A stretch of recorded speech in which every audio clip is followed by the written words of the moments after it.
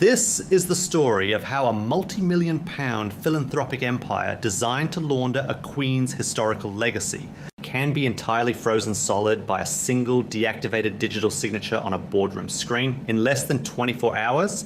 The Grand Executive Suite of the Royal Charitable Trust transformed from the launching pad of Queen Camilla's ultimate financial takeover into the physical staging ground of her most devastating public containment. What transpired behind the frosted glass doors of the Royal Foundation? Officers was not a chaotic shouting match or a leaked charity scandal, but a cold, clinical execution of financial governance. Sitting entirely alone at the head of a polished mahogany table, staring at an administrative portal that had permanently locked her out, Camilla faced the terrifying realization that her inner circle had been systematically stripped of their philanthropic access. She realized that against the unyielding corporate architecture of the sovereign bloodline, she actually commands no true financial authority. What appeared to be a routine consolidation of royal patronages was, in reality, a total dismantling of her carefully manufactured shadow court, delivering a message that was as silent as it was brutal. In this video, we are going to unpack the secret financial power grab that triggered one of the most ruthless internal containment strategies the modern monarchy has ever witnessed.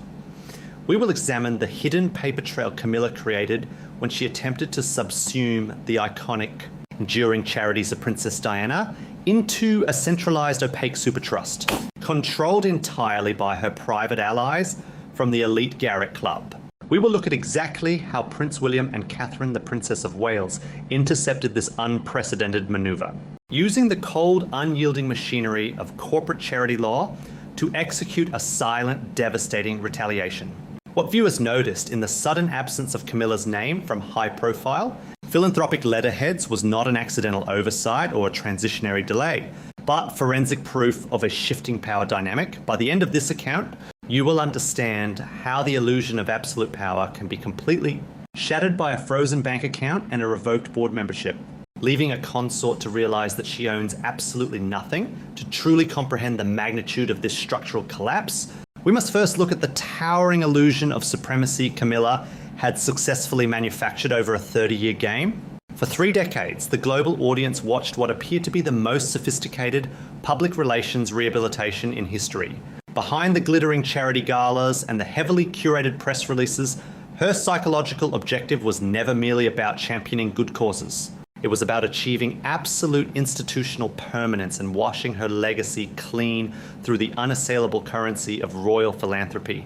Over the decades, we witnessed what appears to be the systematic quiet erasure of Princess Diana's philanthropic footprint.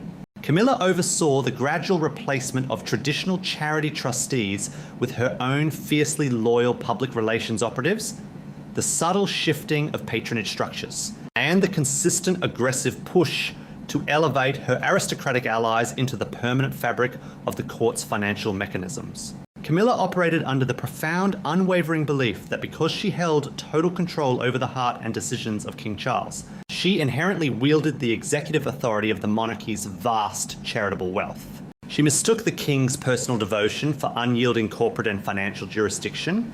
Throughout the transition of the reign, she navigated her elevated position with a staggering level of confidence.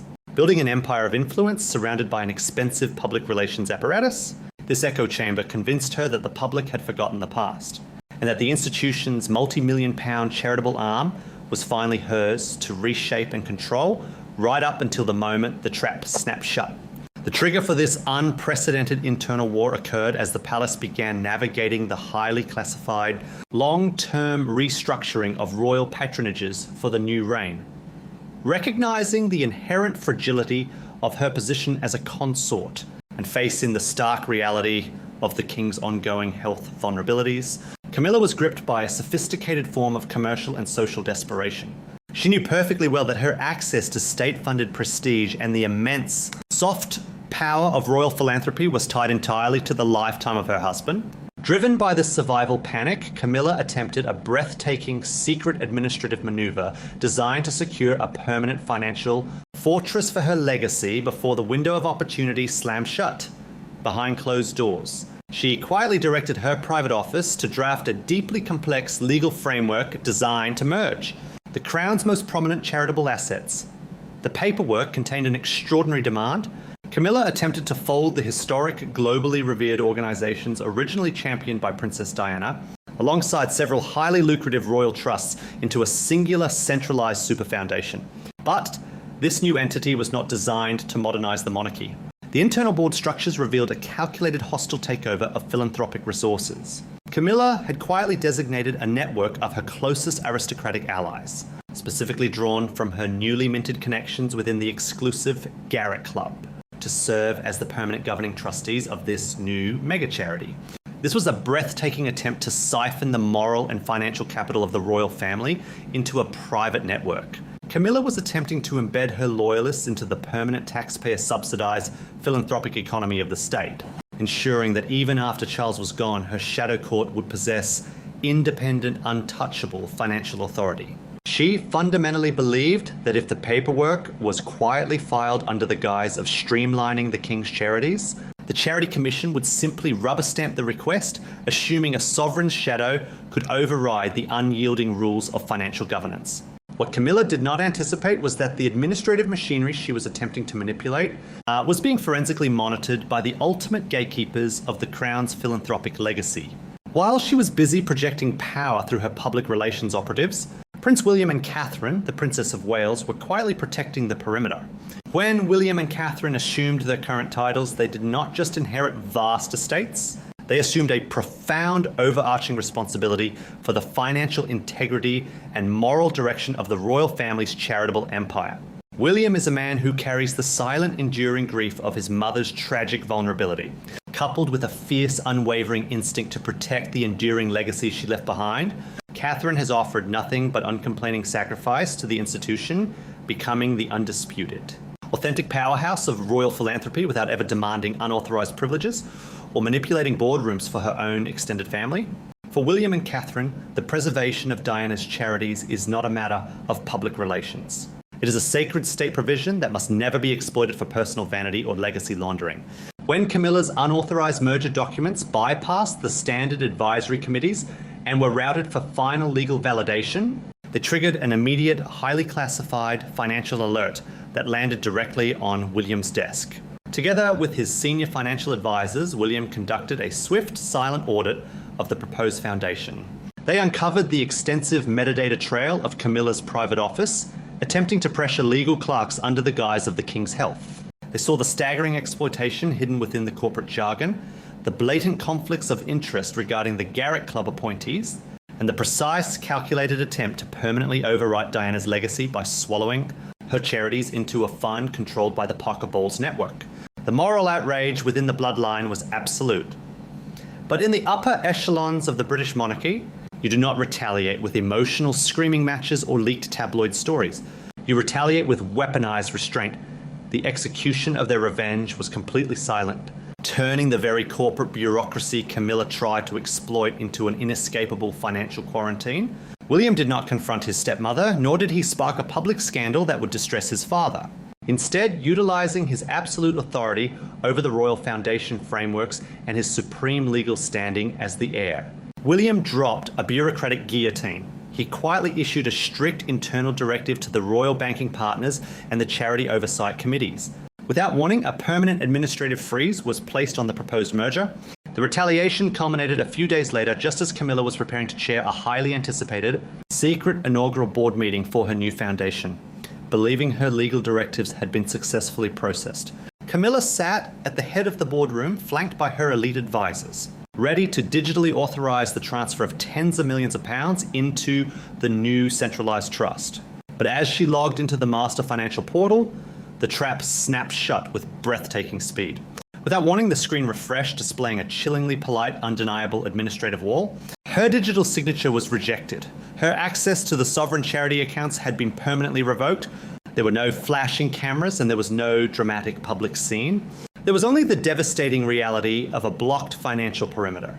The legal clerks politely but firmly informed the room that the merger had been voided by the office of the Prince of Wales, and that the proposed Board of Trustees possessed no legal standing. Sitting in the suffocating silence of the boardroom, surrounded by the physical evidence of her dismantled strategy, Camilla was forced to face the most terrifying truth of all.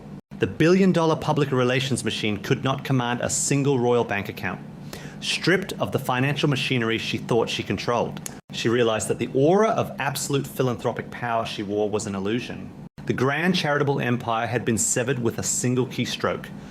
As the panic of total institutional containment set in, Camilla reached for the encrypted telephone, desperate to demand that King Charles intervene, entirely unaware that the silence waiting for her on the other end of the line would change the reading of everything.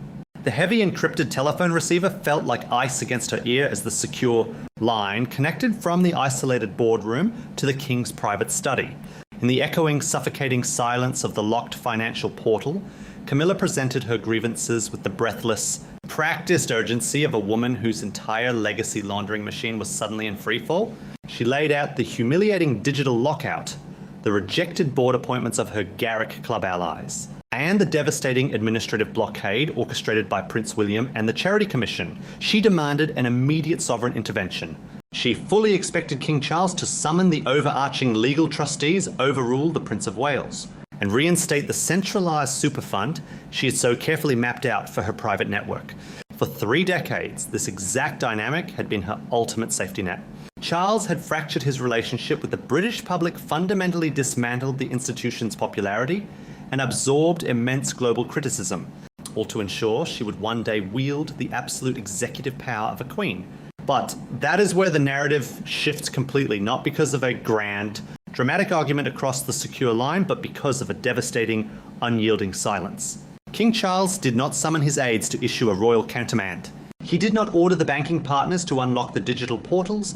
Instead, he met his wife's frantic demands with a heavy, agonizing exhaustion that carried the absolute weight of the monarchy's financial and moral future. The king's silence was not a sign of a husband's indifference. It was the profound, calculated concession of a reigning monarch who had just been forced to face the harsh reality of his own shifting reign and his own vulnerabilities. Charles understands what Camilla refuses to accept.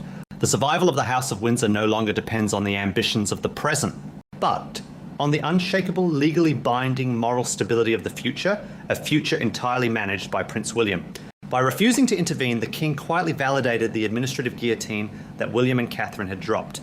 He signalled to the entire palace apparatus and to the government charity commissions monitoring the situation that the true governing authority over the sovereign's philanthropic footprint had already transitioned to the Prince of Wales. Intervening to protect Camilla's private legacy machine now would mean declaring a public institutional war against his own heir, risking a catastrophic scandal over charity exploitation that the monarchy could not survive. In that agonizingly quiet conversation, Charles chose the monarchy over her. He chose the survival of the bloodline. And in doing so, he left Camilla sitting in an empty boardroom, facing the terrifying realization that her ultimate shield had just dissolved. This devastating silence exposes the raw, fragile underbelly of what can only be described as Camilla's profound commercial and legacy desperation. To the outside world, she cuts ribbons at charity galas and attaches her name to high-profile causes, creating the glittering illusion of a benevolent matriarch commanding the moral authority of the state. But the cold economic and constitutional reality of the British monarchy is that she actually owns nothing. She holds no independent philanthropic wealth, and she possesses no inherent authority over the royal foundation. A multi-million-pound royal trust is not merely a vehicle for good deeds, it is the ultimate engine of soft power. It is an administrative blank check that guarantees permanent public relevance, global elite networking, and the ability to dictate the historical narrative. Her frantic attempt to subsume Princess Diana's charities into a private fortress governed by her Garrick Club allies was a panicked, calculated maneuver to build a legally binding, taxpayer-subsidized legacy before the inevitable transition of the crown. Camilla knew that the moment King Charles is no longer on the throne, her institutional currency drops to absolute zero. She becomes entirely dependent on the financial and logistical grace of King William V. Her push to embed her loyalists into the permanent charitable economy of the state was born out of a suffocating awareness that her time at the top is strictly finite, and that without a dedicated foundation, history will not remember her kindly. William's decision to execute a forensic audit and permanently freeze those corporate mergers was a masterclass in institutional containment. He weaponized the bureaucracy of charity law to lay bare her vulnerability, revealing that without the explicit approval of the Prince of Wales, Her personal empire is completely insolvent and morally bankrupt. The deeper meaning behind this silent execution of revenge became highly visible in the weeks that followed. The locked digital portal was not just a corporate failure for Camilla's team, it was the ultimate visual representation of an institutional quarantine. The subtle details of this shifting power are now visible to anyone who understands the silent language of the British monarchy. Letterheads that had preemptively been printed bearing Camilla's name as the supreme patron of the new mega charity were quietly pulped and destroyed by palace administration. The aristocratic allies she had promised board seats to were left with empty hands, their influence neutralized before it could even begin. This is where the story shifts from the cold execution of containment to the undeniable restoration of the true order. As Camilla's borrowed philanthropic power evaporated, Catherine, the Princess of Wales, retained her rightful place with an effortless, quiet dominance. The contrast between the two women could not have been more stark, and the institution knows exactly who holds the true power. Catherine has never needed to submit unauthorized memorandums to the Charity Commission to launder her public image. She does not need to stack boardrooms with private club members to project authority or generate goodwill.